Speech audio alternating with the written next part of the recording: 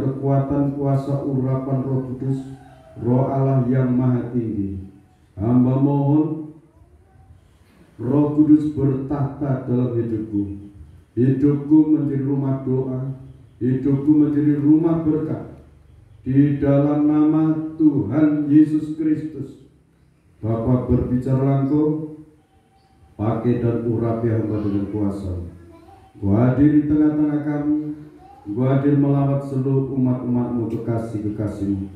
Para malaikat menciptakan rajut alim perlindungan dalam setiap pribadi lepas pribadi. Di dalam nama Tuhan Yesus Kristus, hamba berdoa. Amin.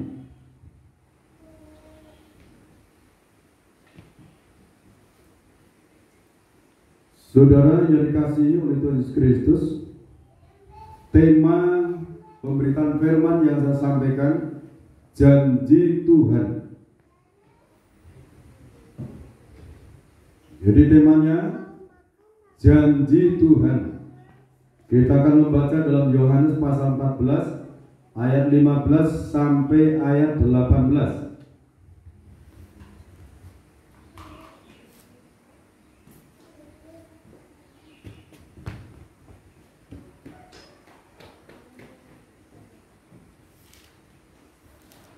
Injil Yohanes pasal 14 ayat 15 sampai 18. Jikalau kamu mengasihi aku, kamu akan menuruti segala perintahku. Aku akan minta kepada Bapa, dan Ia akan memberikan kepadamu seorang penolong yang lain, supaya Ia menyertai kamu selama-lamanya, yaitu Roh kebenaran. Dunia tidak dapat menerima Dia, sebab dunia tidak melihat Dia dan tidak mengenal Dia. Tetapi kamu mengenal Dia, sebab Ia menyertai kamu dan akan diam di dalam kamu. Aku tidak akan meninggalkan kamu sebagai yatim piatu. Aku datang kembali kepadamu. Amin. Janji Tuhan Yesus Kristus bagi murid-murid, bagi orang-orang yang percaya kepadanya dan melakukan perintah-perintahnya. Dia berjanji akan mengirimkan penolong, yaitu Roh Kudus. Kita akan membaca dalam Kisah Rasul pasal 2. Kisah Rasul pasal 2 ayat 1 sampai ayat yang keempat. Kisah Rasul pasal 2 ayat 1 sampai yang keempat. Begini bunyi firman Tuhan. Pentakosta. Ketika tiba hari Pentakosta, semua orang percaya berkumpul di satu tempat. Tiba-tiba turunlah dari langit suatu bunyi seperti tiupan angin keras yang memenuhi seluruh rumah di mana mereka duduk, dan tampaklah kepada mereka lidah-lidah seperti nyala api yang bertebaran dan hinggap pada mereka masing-masing. Maka penuhlah mereka dengan Roh Kudus. Lalu mereka mulai berkata-kata dalam bahasa-bahasa lain, seperti yang diberikan oleh Roh itu kepada mereka untuk mengatakannya. Amin. Saudaraku, ini penggenapan nubuatan Nabi Yoel dan janji Tuhan Yesus Kristus bagi orang-orang yang percaya kepada Yesus Kristus sebagai juru selamat dan melakukan perintah-perintahnya. Yesus Kristus akan mengirimkan Roh Kudus-Nya sebagai penolong dalam hidup umat-umatnya. Ini hari Pentakosta, dicurahkan Roh Kudus itu dalam kehidupan umat-umatnya, murid-muridnya. Dan saat itu yang dipenuhi Roh Kudus jumlahnya 120 orang yang setia menantikan janji Bapa. Itu tersisa 120 orang. Padahal yang menyaksikan di saat Yesus itu terangkat ke surga itu kurang lebih 500 orang. Yang tekun menantikan janji Bapa, yang tekun menantikan pertolongan yang dari atas, itu 120 orang. Kalau saudara setia menantikan jawaban-jawaban dari Bapa Surgawi, Dia akan menjawab setiap seruan doa saudara. Yang terutama Dia berikan adalah Roh Kudus-Nya. Roh Kudus-Nya akan diberikan untuk saudara, untuk saya. Mengapa Dia berikan? Dalam Injil Yohanes pasal 14 ayat 15 tadi katakan, barang siapa mendengar perintahku dan dilakukan, aku, Yesus, katakan, akan minta kepada Bapa, dan Bapa akan memberikan Roh Kudus-Nya. Diberikan Roh Kudus itu turun memenuhi hidup mereka. Dia menolong. Roh Kudus, Roh yang maha perkasa, kemahakuasaan Allah, Roh yang suci, Roh yang maha sempurna, Roh yang maha besar. Tidak ada bandingnya yang ada di dunia ini. Karena Dia Roh Sang Pencipta alam semesta. Itu namanya Roh Kudus yang diutus untuk menyertai murid-muridnya. Pada hari Pentakosta itu Roh Kudus dicurahkan. Murid-murid melihat, orang-orang di sekitar melihat, dan tampaklah kepada mereka lidah-lidah seperti nyala api yang bertebaran hingga pada mereka masing-masing. Maka penuhlah mereka dengan Roh Kudus. Lalu mereka mulai berkata-kata dalam bahasa-bahasa lain seperti yang diberikan oleh Roh itu kepada mereka untuk mengatakannya. Setelah mereka diberi Roh Kudus, mereka berkata-kata dalam bahasa Roh sesuai dengan karunia-karunia yang mereka terima. Ayat 5, saudara. Waktu itu di Yerusalem diam orang-orang Yahudi. Orang-orang Yahudi yang saleh dari segala bangsa di bawah kolong langit. Dalam kurung, yang saleh, betul-betul hidupnya itu saleh, bisa mendengarkan suara Allah, bisa menangkap dalam dimensi roh, bisa melihat alam dimensi keempat, bisa mendengarkan suara Allah. Ulang ini ayat ini. Waktu itu di Yerusalem diam orang-orang Yahudi yang saleh dari segala bangsa di bawah kolong langit. Saleh, bahasa Jawanya mursyid, hidup benar, suci di hadapan Allah. Pada akhir zaman ini nanti akan digenapi. Bangsa Israel keturunan Yakub, anak cucu cicinya Abraham, itu nanti akan mendengarkan Injil Kerajaan Allah. Mereka akan menerima Injil Kerajaan Allah. Dari mana mereka akan mendengarkan? Berita dari timur, dari Indonesia, negara yang berlambang burung Garuda. Yesaya pasal 46 ayat 9 sampai ayat yang ke-11, kita baca dulu di sana. Yesaya pasal 46 mulai dari ayat yang ke-9. Begini bunyi firman Tuhan. Ingatlah hal-hal yang dahulu dari sejak purbakala. Dari sejak purbakala, ya sejak dulu, bahwasanya akulah Allah dan tidak ada yang lain. Akulah Allah dan tidak ada yang seperti aku. Ya, terus Yang memberitahukan dari mulanya hal yang kemudian dan dari zaman purbakala apa yang belum terlaksana. Yang berkata, keputusanku akan sampai. ya terus dan segala kehendakku akan kulaksanakan. Kehendak Tuhan akan dilaksanakan oleh Dia yang punya rencana itu. Terus, yang memanggil burung buas dari timur dan orang yang melaksanakan putusanku dari negeri yang jauh. Aku telah mengatakannya, maka aku hendak melangsungkannya. Aku telah merencanakannya, maka aku hendak melaksanakannya. amin. Dia merancang bahwa dari negeri Pertiwi ini, dari Indonesia, negara yang bernama burung Garuda ini, Tuhan akan pakai.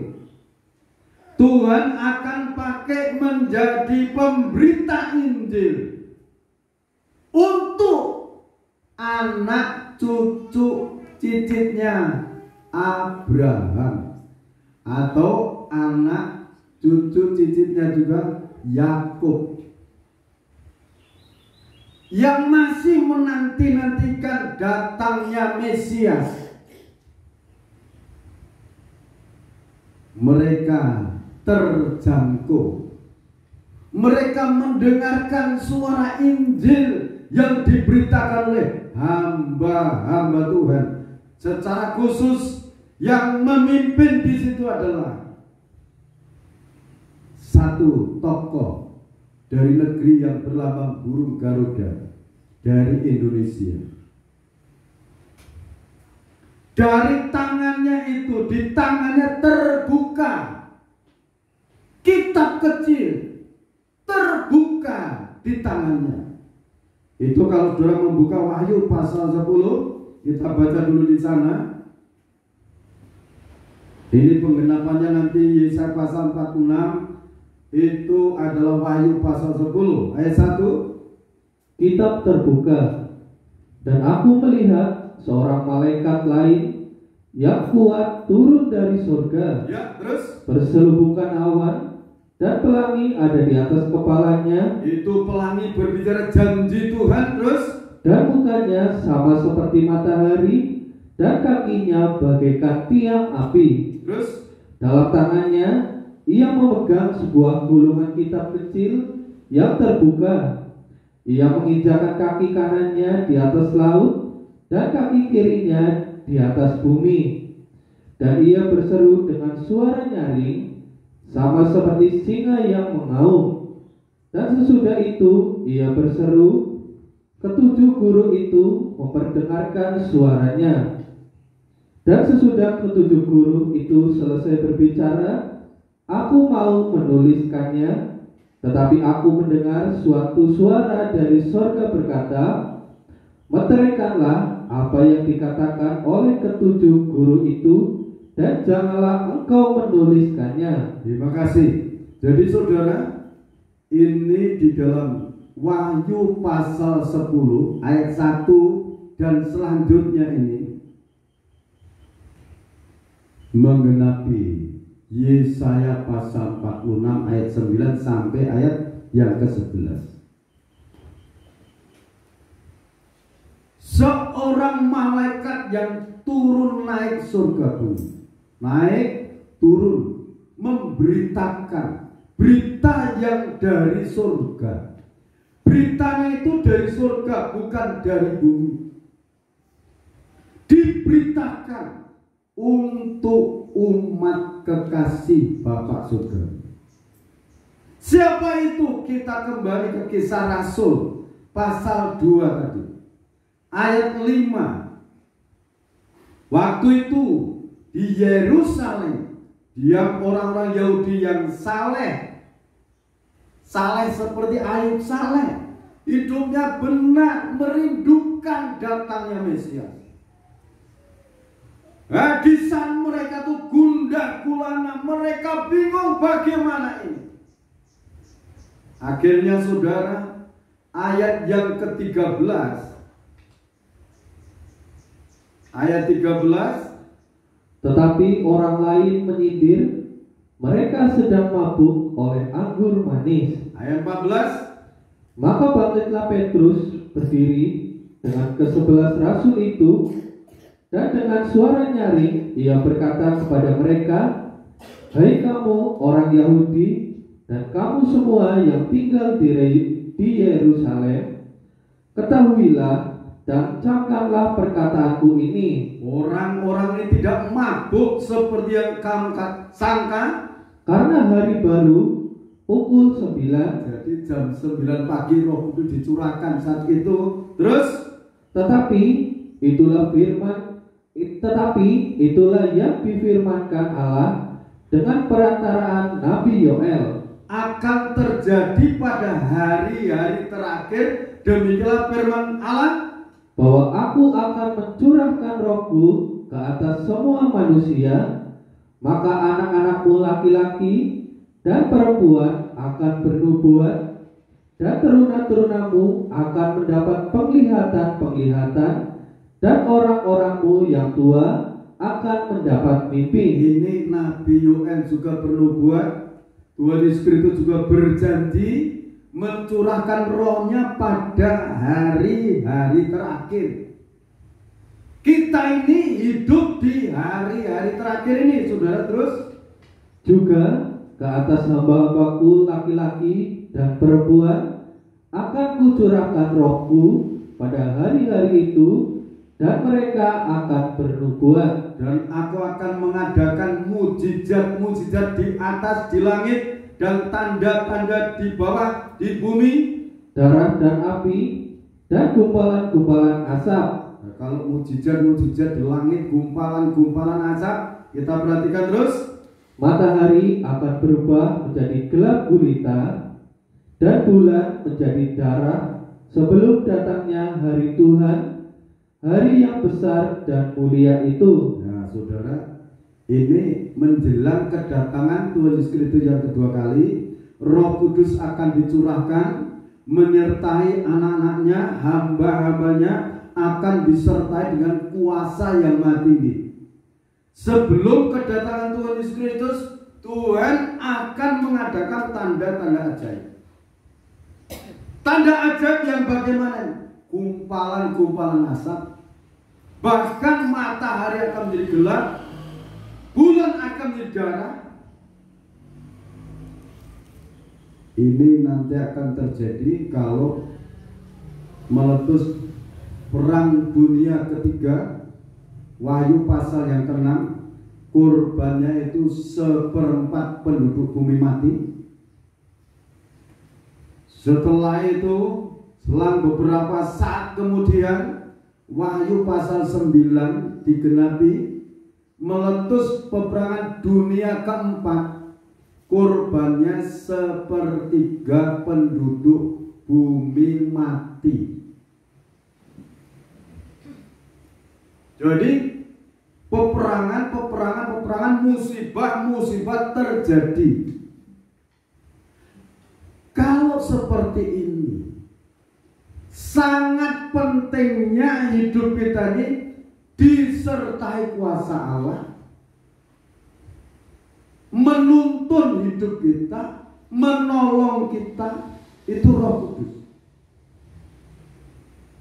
Kalau terjadi peperangan, 1/4 penduduk bumi mati,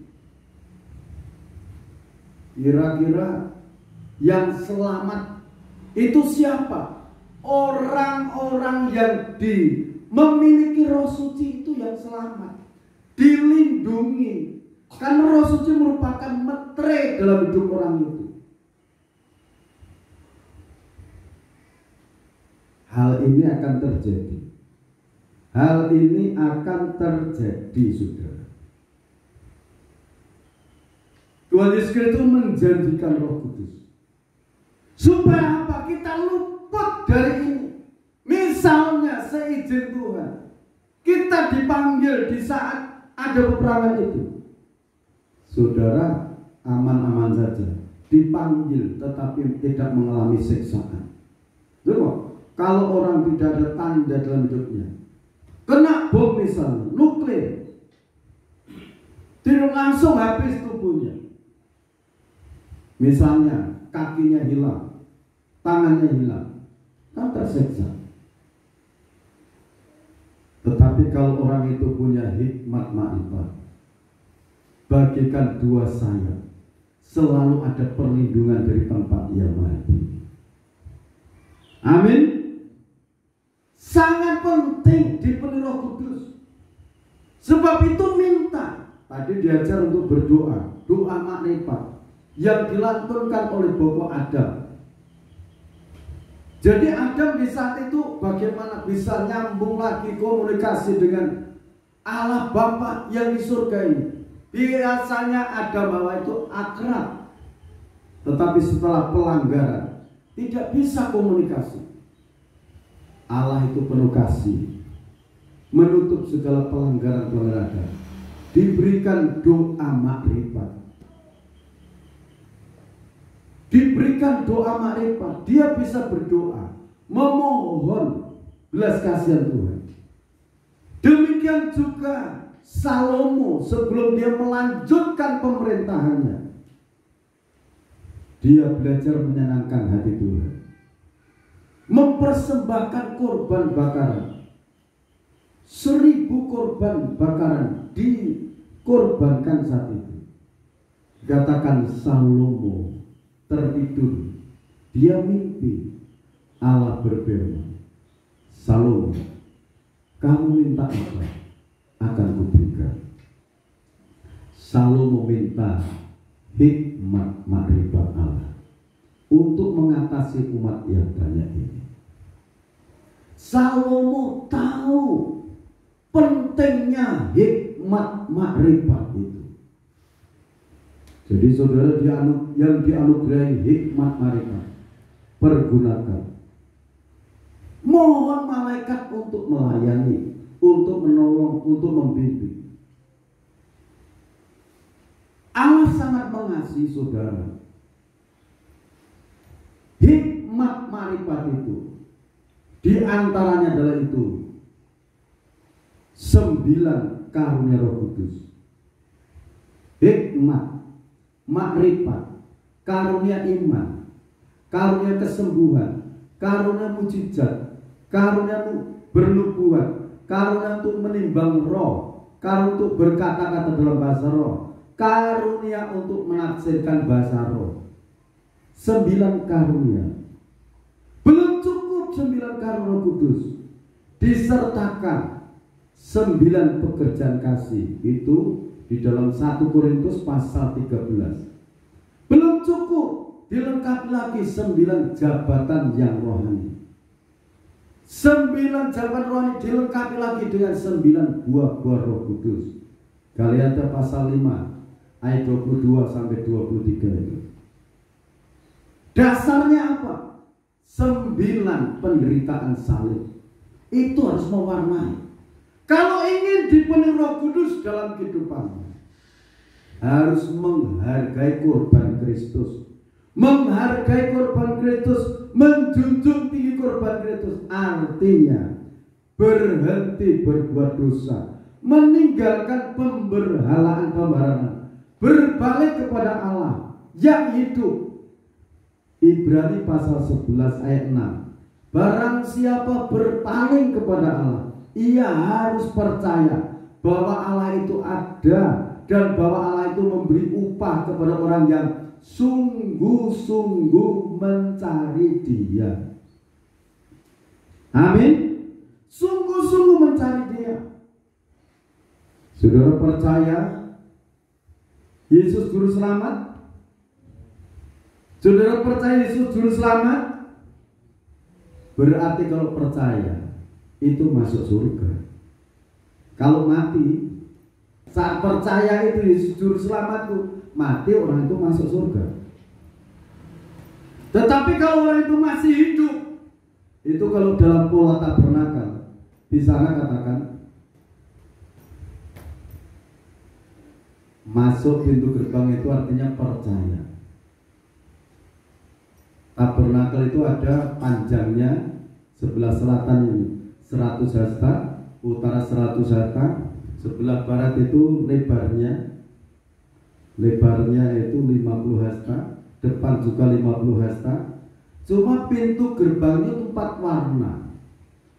Lenan halus yang dipintal dengan benang warna merah, warna biru laut, warna ungu.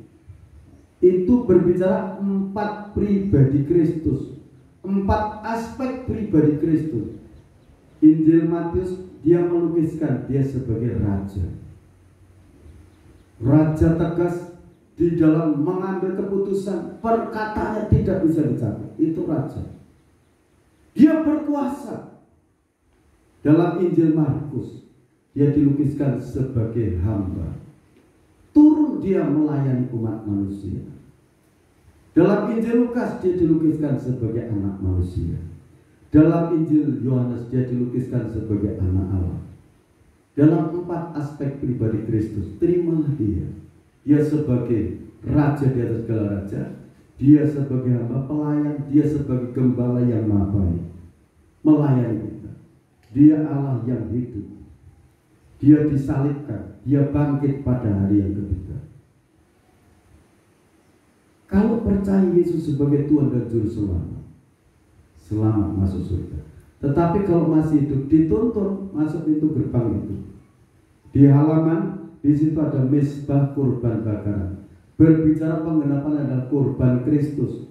Kurban Kristus artinya pengorbanan Kristus menghapus dosa-dosa. Seperti bertobat, minta ampun. Di sana juga ada bejana pembasuhan. Di bejana pembasuhan itu bicara pembaharuan hidup setiap imam yang mau melayani, mencuci tangan dan kakinya. Tangan berbicara perbuatan, kaki berbicara perjalanan hidup. Kalau perjalanan hidup ada kesalahan, ada pelanggaran, minta ampun, dia maha pengampun. 1 Yohanes pasal 1 ayat 9, Allah itu setia dan adil. Barang siapa mengaku dosa-dosa, dia itu akan menghapus dosa dan menyucikan dari segala kejahatan. Amin. Jadi di situ dimatikan dosa-dosa, dikubur. Penggenapan adalah bejana pembaptis, bejana pembasuhan, bicara pembaptisan air. Kalau Yesus Kristus dibaptis di Sungai Yordan, dia datang kepada Yohanes, minta dibaptis.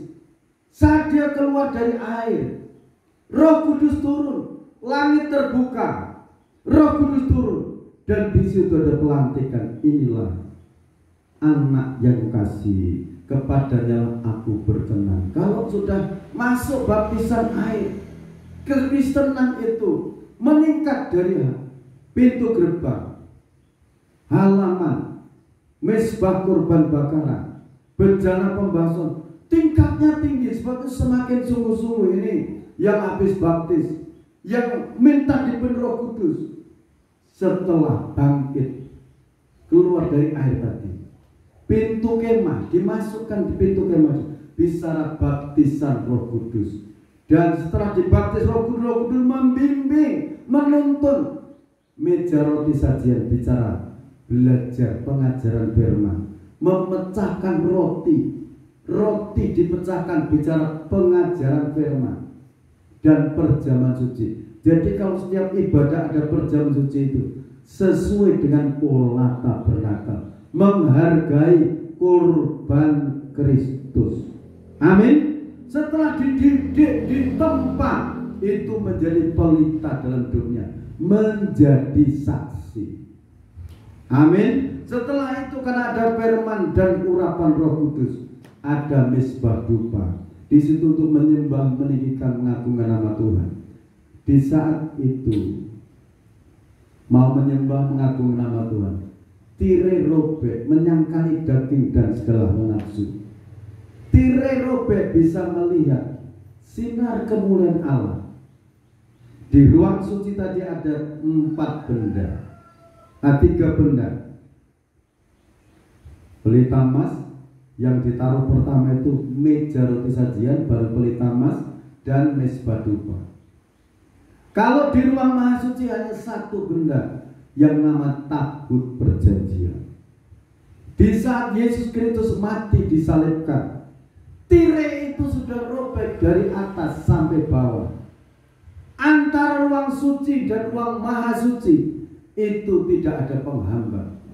Nah, saudaraku yang dikasih oleh Tuhan Yesus Kristus, melalui pewahyuan, melalui petunjuk dari tempat yang maha tinggi, Sekarang ibadah kita ini adalah ibadah di ruang maha suci, ibadah memikul tabut, mengiring tabut, bicara kesatuan organisme tubuh Kristus yang Esa. Jadi kita bersama-sama memiliki tanggung jawab untuk kesatuan organisme tubuh Kristus yang Esa. Sangat penting mengiring tabut perjanjian. Kalau saudara membaca di dalam 1 Samuel, di saat tabut itu dirampas oleh orang Filistin, apa yang terjadi di sana? Musibah.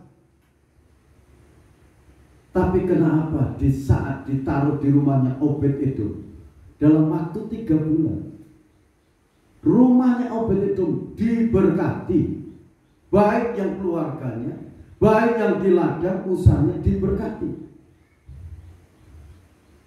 Sekarang di saat Daud itu mengangkut tabut itu, apa yang Daud lakukan? Daud itu seorang raja, menari-nari di hadapan Tuhan, sampai istrinya yang namanya Mikal katakan, seorang raja, di mana kehormatanmu? Kau menyamakan dirimu seperti budak dengan budak-budak itu. Tetapi Daud katakan, aku memuliakan Allah yang hidup. Daud tahu apa yang tersimpan di dalam tabut itu. 10 hukum Allah, 1 tongkat Harun yang bertunas, buli-buli yang berisi mana. Di atas tutup gerak-gerak itu sinar kemuliaan Allah turun. Itu penghargaan, penghormatannya seorang raja namanya Daud. Jadi saudara, dalam ibadah kita itu sekarang ibadah di tabut perjanjian, artinya memikul tabut menuju kesatuan organisme tubuh Kristus. Kalau Daud penuh sukacita, bersorak-sorai, bergairah, aku ini datang pada Allah yang hidup, pencipta alam semesta. Dia maha kuasa, berkuasa menolong hidupku. Dia maha melihat keberadaanku. Kalau saudara memiliki iman sedemikian, kesadaran yang sedemikian, saudara memuji Tuhan tidak asal memuji. Saudara datang kepada Tuhan, bisa menyisihkan waktu sebaik mungkin, dikhususkan untuk Tuhan. Sampai di dalam Keluaran pasal yang ke-20, hormatilah dan kuduskan hari Sabat. 6 hari kamu telah bekerja mencari nafkah. Hari ke-6 untuk Tuhan pun tidak penuh. Ayo cari Tuhan. Tuhan tidak mau berutang dengan saudara.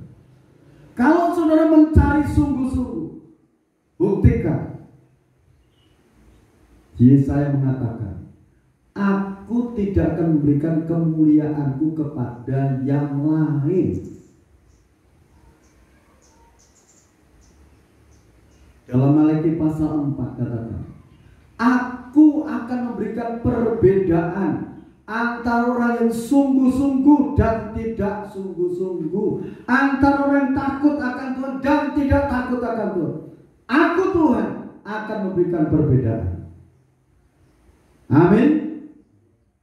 Ini firman, bila direnungkan, kita akan membaca di dalam Kisah Rasul tadi,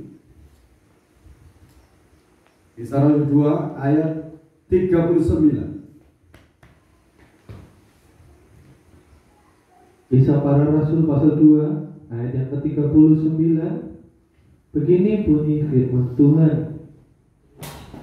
Sebab bagi kamulah janji itu, dan bagi anak-anakmu, dan bagi orang yang masih jauh, yaitu sebanyak yang akan dipanggil oleh Tuhan Allah kita. Janji Roh Kudus dicurahkan bagi kamu, bagi keluargamu, bagi anak cucu cicitmu, bagi orang yang masih jauh yang akan dipanggil. Sudah disediakan kuasa yang maha besar itu. Amin. Alangkah baik dan indahnya kalau kita sungguh-sungguh, karena kesungguhan doa itu akan menjadi berkat untuk keluarga, untuk anak cucu, untuk pekerjaan dan sebagainya. Firman ini sesi pertama saya sampaikan. Ibadah-ibadah yang akan datang akan saya lanjutkan. Tuhan memberkati semuanya.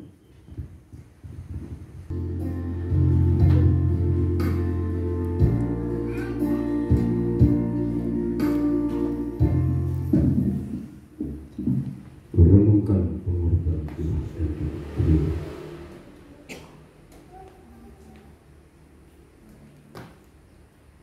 Kasih yang maha dasar, pengorbanan yang maha sempurna, kekuatan yang maha dasar akan nyatu dalam kehidupan kita.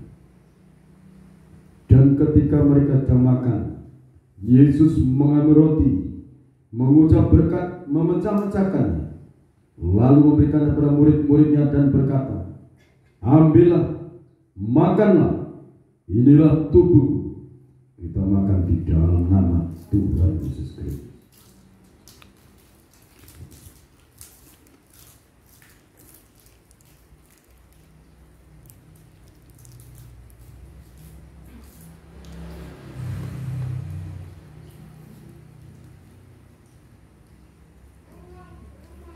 Sesudah itu ia mengambil cawan, mengucap syukur, lalu memberikannya kepada mereka dan berkata, minumlah kamu semua dari cawan ini, sebab inilah darahku, darah perjanjian yang ditumpahkan bagi banyak orang untuk pengampunan dosa. Kita akan minum di dalam nama Tuhan Yesus Kristus.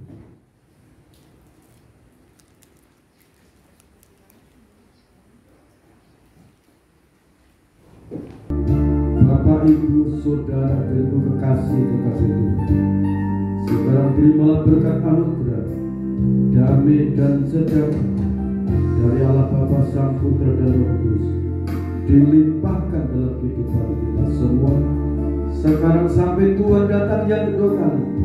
Tetaplah dalam naungan kasih dan rahmat-Nya, di dalam nama Tuhan Yesus Kristus. Hamba berkat-berkat yang diberkati kami. Amin. Tuhan Yesus Kristus memberkati kita semua.